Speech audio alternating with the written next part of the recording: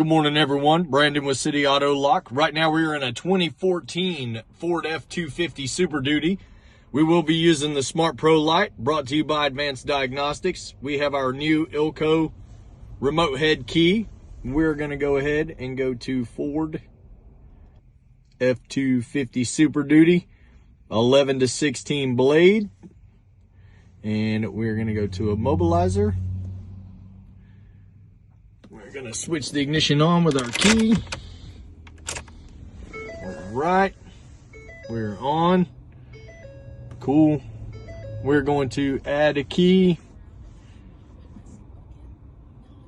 All right, folks, we'll wait our 10 minutes and I'll be right back. All right, folks, we are back with the 2014 Super Duty. We're going to turn this off, turn it back on, and we should be good to go. The door locks did cycle, so that's good. All right, we are going to test this out, make sure.